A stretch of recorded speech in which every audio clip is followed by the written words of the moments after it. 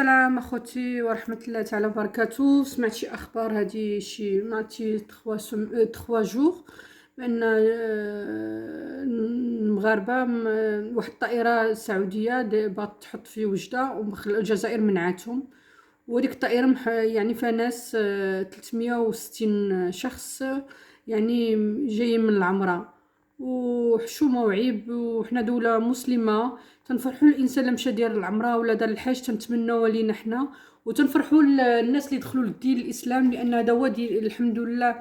تنعرفوا الدين ديال الصح اللي باغي الله سبحانه، واللي احنا المسلمين تنفرحوا به وتنأمنوا به. كيفاش الدولة الجارة المسلمة اللي حدانا تدعي أنها مسلمة جزائرية نظام جزائري، كيفاش يمنع الطائرة؟ وش حقا تمنعين شي طائرة جاية سفر ولا شي حاجة، ولكن جاية من العمرة ولا جاية من الحج ولا غدا الحج ولا غدا العمرة، راه هذا الصهاينة وما داروهاش. إذا راه خطير الأمر، راه خطير.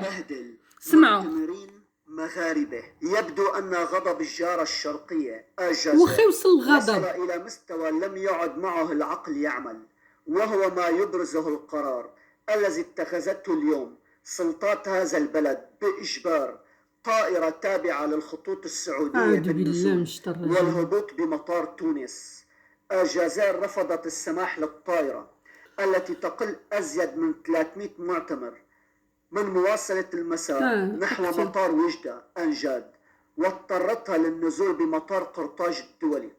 خلف القرار الصدمة وسط المسافرين الذين ينتمي أغلبهم إلى المنطقة الشرقية، حيث لم يكونوا يتصوروا أن تلجأ الجزائر إلى هذا الخيار بمواجهة طائرة تابعة لخطوط أجنبية. ونزلت الطائرة بمطار قرطاج الدولي من أجل التزود بالكرسين الذي يكفيها لمواصلة المسار إلى الأجواء الدولية خارج نطاق الأجواء الجزائرية. وعلمت مصادر مؤكدة أن الطائرة أقلعت قبل نحو نصف ساعة، ومن المرتقب أن تصل إلى مطار وجدة بتمام الساعة 6:30.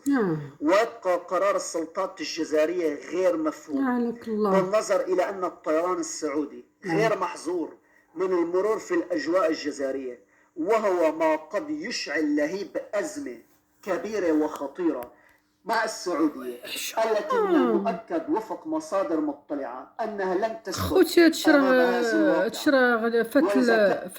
فت القياس، تشرى ولا هذا راه أمر ولا خطير، باش الإنسان غادي يمشي يدوز واحد العمرة وديز في واحد الجو، يعني جو ماشي داع طياره مغربيه، حتى الطياره المغربيه هما ما تيتقبلوهاش، ما تيبغوهاش خطوط المملكه المغربيه وداك الشيء ما تيتقبلوش. ولكن طائره سعوديه جايبه هذوك المعمرين، هذوك الناس اللي داروا العمره، اعوذ بالله هاد الشيء يعني منعاتهم ورجعوا مساكن حتى لتونس.